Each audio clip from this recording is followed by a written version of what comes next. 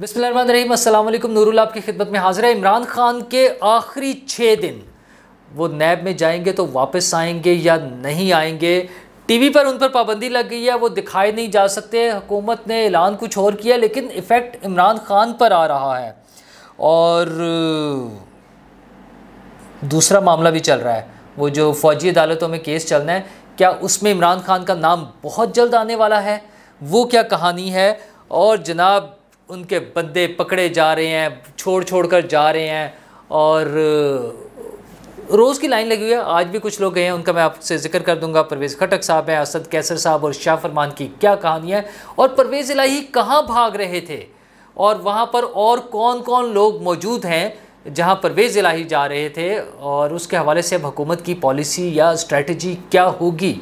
लेकिन इन सब चीज़ों से पहले आज की एक छोटी सी वीडियो जो सोशल मीडिया पर वायरल हुई और यूथियों ने उसका बड़ा प्रोपेगेंडा किया।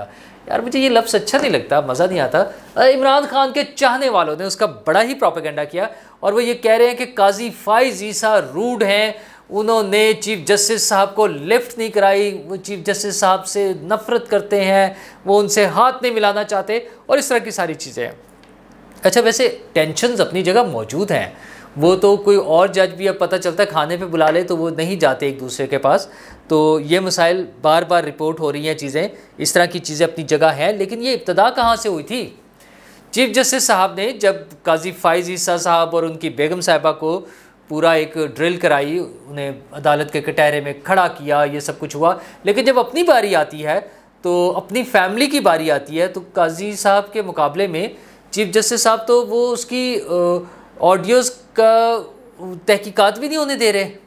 ये फ़र्क है ना। अच्छा, उनकी बेगम ने तो अपने डॉक्यूमेंट्स पेश किए, अदालत में आई, ये सारा कुछ होता रहा। बहरहाल लीगल इश्यूज़ हैं, वो किस तरह से अपने क्या रुख इख्तियार करते हैं। काजी फाइज ईसा साहब वहाँ खड़े एक साहब से बात कर रहे थे तो दूसरी तरफ से ये मतलब काजी साहब खड़े हुए हैं, वो सामने उनके दूसरे साहब खड़े हुए हैं, तो चीफ जस्टिस साहब उधर से आए हैं और उन्होंने काजी साहब को डायरेक्ट एड्रेस करने के बजाय इन साहब से आकर इनके कंधे पर हाथ रखा और इनसे बात शुरू कर दी। और इसी दौरान में एक खातून ने जो काजी फाइज ईसा के सामने खड़ी हैं, उन्होंने काजी फाइज ईसा को इशारा करके किसी और साहब से तारुफ कराया, प्रॉब्ली उनके साहबजादे हैं जो भी है, किसी और से बात करने के लिए उस तरफ मतवज्जो कर लिया और काजी फाइज ईसा ने रुख दूसरी तरफ कर लिया। उतनी देर में चीफ जस्टिस फारिग हुए हैं तो काजी साहब दूसरी तरफ देख रहे थे। ये सिंपल सी स्टोरी है। और जनाब पीटीआई के हामियों के लिए तो एक मौका मिल गया, उन्हें अब छोटी छोटी सी खुशियाँ इसी किस्म की मिलनी है ना, वरना तो ख़बरें अच्छी नहीं आ रही हैं। वो बुरा हाल हुआ है और ख़बरें इमरान खान साहब के लिए भी परेशान कौन है। इमरान खान साहब के पास आखिरी 6 दिन है क्योंकि 7 तारीख को उन्होंने नैब में पेश होना है और मुमकिन तौर पर उस वक्त तक उनकी ज़मानतें भी ख़त्म, 3 तारीख तक है, वो शायद ख़त्म हो चुकी हो। और नैब के हवाले से मैंने आपको पहले ही कहानी सुनाई है कि 23 तारीख वाली अपनी पेशी में वो एतराफ़ कर चुके हैं इमरान खान साहब कि वो 190 मिलियन पाउंड जो स्टेट बैंक ऑफ पाकिस्तान के अकाउंट में यानी मलिक रियाज साहब के अकाउंट में एडजस्ट करवाए गए हैं, वो उनकी गलती थी और शहजाद अकबर साहब ने वो गलती कराई थी। अच्छा, अब शहजाद अकबर साहब खुद तो मफरूर हैं। अब ख़बरें ये आ रही हैं कि उनके भाई उठा लिए गए हैं, गिरफ़्तार हो गए हैं, गायब हो गए हैं, उनकी फैमिली के बकौर अगवा हो गए हैं। वोटेवर जो चीज़ें चल रही हैं वो अब तो उसी के साथ ही चलेंगी। तो ये खबरें आ रही हैं। तो इमरान खान साहब के लिए परेशानी की बात है। अगर नैब ने उनके उस जवाब की बुनियाद पर आगे कार्रवाई चलानी हुई तो उनको गिरफ़्तार भी किया जा सकता है। वैसे तो उनकी अहलिया मोहतरमा की गिरफ़्तारी का भी मामला अंडर कंसिडरेशन है, वो भी किसी दिन गिरफ़्तारी होनी है।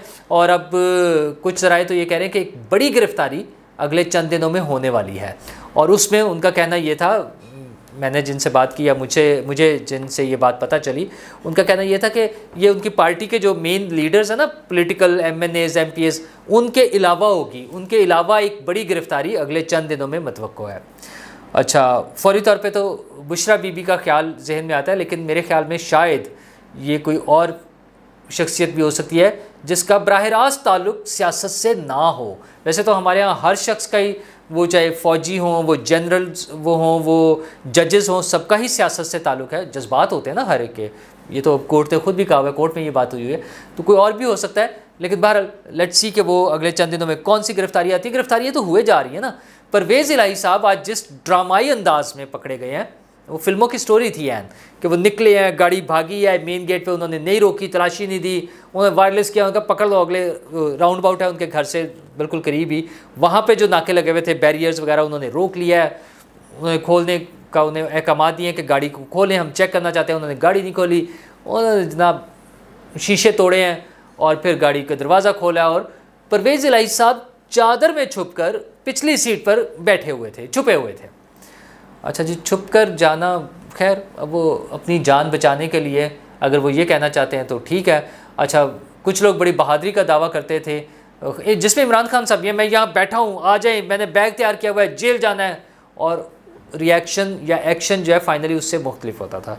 तो परवेज़ इलाही साहब भी एक बुज़ुर्ग हैं, 77 ईयर्स, शायद इससे भी ज़्यादा उनकी उम्र है, और लोगों को शायद अंदाज़ा नहीं है, बहुत से लोगों को, या शायद बहुत से लोगों को, मे बी चंद लोगों को ना हो, कि वो चौधरी शुजात से बड़े हैं, और बुज़ुर्ग तो वो हैं ही, अगरचे उनका दिल जवान है, उनकी हरकतें, उनकी ऑडियोज़ हमने सुनी है, अल्लाह उन्हें और सेहत दे और जवानियाँ दे, और वो जो है, खैर अब चलें, जो भी कर रहे हैं वो कर रहे हैं।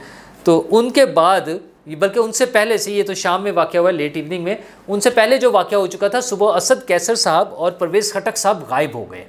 गायब इस तरह से हो गए कि वो कहीं गए हैं, उनके नंबर बंद हो गए। इमरान खान साहब ने 8 बजे के बाद शाम में ट्वीट किया कि वो सुबह से गए हुए थे, उन्हें इस्टेब्लिशमेंट ने बुलाया था मुज़ाकरात के लिए, और फिर उन्होंने सेफ़ हाउस में उन्हें बिठा लिया और वो कह रहे हैं कि या तो आप पार्टी छोड़ें वरना हम आपको नहीं छोड़ेंगे।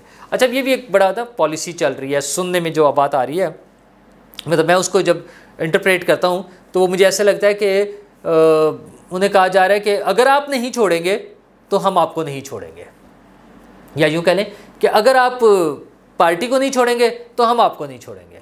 बहरहाल जो भी है ये हमारे सामने हो रहा है। और उसके बाद परवेज़ खटक साहब ने एक प्रेस कॉन्फ्रेंस कर दी, और वही टिपिकल सी बातें कि मैं वो पार्टी ओहदे छोड़ रहा हूँ, केपी की सदारत छोड़ रहा हूँ, 9 मई के वाक़यात बहुत बुरे हुए हैं, मैं उस पर अफसोस है और उसकी मज़म्मत करता हूँ, और मैं कई दिन से हालात देख रहा था, इन हालात ये अच्छे नहीं हैं, सोच समझ कर फ़ैसला किया है, और अल्लाह ना करे कि ऐसे हालात दोबारा हों, आइंदा का लाहे अमल दोस्तों से मुशावरत करके फिर तय करूँगा।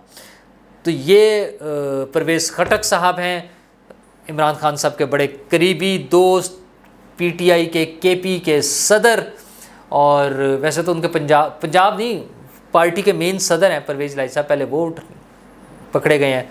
अच्छा, परवेज़ इलाही साहब ने वैसे थोड़ी सी वो शायद मिस कर दिया चांस, जब उनको अभी 5-6 दिन पहले भी मौका मिला कि आप 2 दिन में कर लें, हमने भी वो खबरें दी आपको हमारे वीलॉग में कि 48 घंटे का अल्टीमेटम परवेज़ इलाही के लिए, वो नहीं माने, तो फिर वो भी नहीं माने, और आज फिर उनकी गिरफ्तारी हो गया है। हाँ, असद कैसर साहब और शाह फरमान साहब की अभी बारी बाकी है कि वो कब आकर अनाउंस करते हैं या क्या करते हैं, या उनका कोई और मामला थोड़ा सा तवील हो। परवेज़ इलाही साहब के बारे में हाँ पता ये चला है, वो जो गाड़ी में भाग रहे थे वो जीबी जा रहे थे, गिलगित बल्तिस्तान जा रहे थे। अच्छा, एक ख्याल ये भी है कि जो लोग भागे हुए हैं, जिसमें असद उमर नहीं, सॉरी, मुराद सईद साहब, उनके बारे में ख्याल है कि शायद वो भी जीबी में है। और वैसे तो हसन न्याजी साहब के बारे में भी अब यही ख्याल है कि शायद वो जीबी पहुंच गए हैं। जीबी इस वक्त पीटीआई के लोगों के लिए सेफ़ हेवन है, मतलब उन्हें वहाँ सिक्योरिटी मिली हुई है, वो छुप कर बैठे हुए हैं आराम से। हुकूमत इस हवाले से भी कुछ प्लान कर रही है, वफाकी हुकूमत, कि इसका क्या तोड़ करना है। उसमें कोशिश ये है कि कोई चीज़ ऐसी ना हो जाए जो आइन और कानून के ख़िलाफ़ और जिस पे कोई रिएक्शन आ रहा हो, तो उससे बचने के लिए कोशिश की जा रही है। बहरहाल हुकूमत इस हवाले से करना है। ये असद कैसर साहब और परवेज़ खटक साहब, ये तो चंद नाम है, अभी और भी नाम बाकी हैं। अच्छा, इमरान खान साहब को एक और गिला है, वो कहते हैं मैंने इनके नाम वो जो है मुज़ाकरात वाली कमेटी में दिए थे और आपने इन्हें पकड़ लिया है। अच्छा, मुज़ाकरात वाली कमेटी में से बच कोई भी नहीं रहा है, तकरीबन सारे ही जो है ना, वो सिवाय ऑन पब्बी के, बाकी मेरे ख्याल है सभी लोग या पकड़े गए हैं या भागे हुए हैं। तो मुश्किल है। खान साहब, मुज़ाकरात किसने करने हैं? जिनसे आप मुज़ाकरात करना चाह रहे हैं, आप 2 जगह से करना चाह रहे हैं। असल में आप करना चाह रहे हैं आर्मी से, उनकी तरफ से साफ जवाब है। दूसरा, आपने दिखाने के लिए हुकूमत से मुज़ाकरात करने के लिए कमेटी बना दी, हुकूमत की तरफ से भी साफ जवाब है कि जनाब हमने कोई मुज़ाकरात नहीं करने आपसे, तो वहाँ से भी कोई नहीं हो रहे। तो ये जो आखिरी चंद दिन है खान साहब के पास, मुझे लगता है ये 6 दिन है, 7 तारीख वाला दिन उनके लिए भारी हो सकता है। अच्छा, वैसे मैं भारी वाले दिन से याद आया, किसी दिन मेरा ख्याल है किसी पामिस्ट को या जो सितारा शनास जो लोग होते हैं उनको भी आपके साथ बैठकर मैं आपके सामने गुफ्तगू करूं, ताकि आपको पता चले कि वो क्या कहते हैं खान साहब के सितारों के बारे में, कि अब कौन कौन से घर भारी हैं और क्या कुछ हो रहा है, वो सवाल से बात करेंगे। लेकिन बहरहाल उनके लिए एक और मुश्किल ये है कि अब वो मीडिया पर नहीं आ रहे हैं। हुकूमत ने, पैमरा ने एक फरमान जारी किया जिसके मुताबिक वो तमाम लोग जो नफ़रत और तशद्दुद और इस तरह की चीज़ें, शरपसंदी और इंतहा पसंदी फैला रहे हैं, ऐसा मवाद नशर नहीं करना। तो मीडिया बड़ा समझदार है, सब टीवी चैनल्स ने फौरी तौर पे इमरान खान के बयानात पर पाबंदी लगा दिया। यानी सारे मीडिया का ये मुत्तफ़िका फ़ैसला है कि इमरान खान साहब नफ़रत आमेज़ तकरीर करते हैं, तशद्दुद को उभारने वाली बात करते हैं, शरपसंदी को फैलाने वाली बात करते हैं। तो ये नफ़रत और तशद्दुद और शरपसंदी, इन सारी चीज़ों की वजह से इमरान खान साहब पर पाबंदी लगा देनी चाहिए, और सब ने इमरान खान साहब को बैन कर दिया है। अब इमरान खान साहब सोशल मीडिया पे बहरहाल अपना वीलॉग करेंगे, जैसे उन्होंने आज वाला वीलॉग किया, ये असद कैसर साहब और परवेज़ खटक साहब के बारे में। लेकिन उनके इसी ट्वीट पर इमरान खान साहब ने भी कहा, जो वैसे परवेज़ खटक साहब ने भी कहा कि अफवाहें जो फैलाई जा रही हैं वो गलत है, मैंने तो बड़ा सोच समझ के फ़ैसला किया है। तो खान साहब, दो ही चीज़ें हैं, या तो आप गलत बयानी कर रहे हैं, मतलब आपको पता नहीं है बातों का, और अगर आपको पता है तो फिर आप क्यों कर रहे हैं? क्या आपको अपने दोस्तों की मजबूरियों का एहसास नहीं है? अच्छा, मजबूरियां भी मेजॉरिटी केसेस में वो हैं जिनके बहुत सारे केसेस हैं, वो ब्लैकमेल हो सकते हैं। और अच्छा, ये आपने रिवायत बड़ी जारी रखी है, बड़ी शद्दोमद के साथ आपके अपने दौरे हुकूमत में ये सब कुछ होता रहा है। जिस तरह लोगों को जाली 2 नंबर फ्रॉड केसेस में फंसाया जा रहा था, तो आपको तो पता ही है खान साहब के कैसे होता है और क्या होता है। अफसोस की बात यह है कि आपने अपने दौरे हुकूमत में, 3.5 साल के दौरे हुकूमत में, कोई ऐसी सोची समझी कोशिश नहीं की जिससे ये 2 नंबरियाँ, ये गलत तरीके से गिरफ्तारियाँ, ये झूठे मुकदमात ये रोके जा सकते, इनको बंद किया जा सकता। राना सनाउल्लाह साहब का केस एक बड़ा केस हम सब के सामने है, और आज भी अगर हुकूमत, आज की हुकूमत अगर गलत हथकंडे इस्तेमाल कर रही है, अगर मैं अगर के साथ कह रहा हूँ, क्योंकि बहुत सारी चीज़ों में रिजर्वेशंस लोगों की हैं, तो उन्हें याद रखना चाहिए कि वक्त फिर तब्दील होगा, फिर उनके लिए मसाइल आएंगे। असल मसला ये है कि इन मसलों को सेटल करें वंस फॉर ऑल, और ये हर आदमी के लिए, हर शख्स की इज़्ज़त नफ्स है, हर इंसान की, वो चाहे परवेज़ इलाही है या चाहे एक आम आदमी है, वो चाहे इमरान खान है या एक आम आदमी है, वो सरकारी मुलाजम हो, वो प्राइवेट जॉब करता हो, वो छोटा मोटा बिज़नेस कर रहा हो, वो रेडी लगा रहा है, वो दूध बेच रहा है, वो सब्ज़ी बेच रहा है, वो कोई भी है, वो सबकी इज़्ज़त नफ्स होती है। सबके लिए कवानीन बनाएं और सबके लिए एक जैसे कवानीन बनाएं।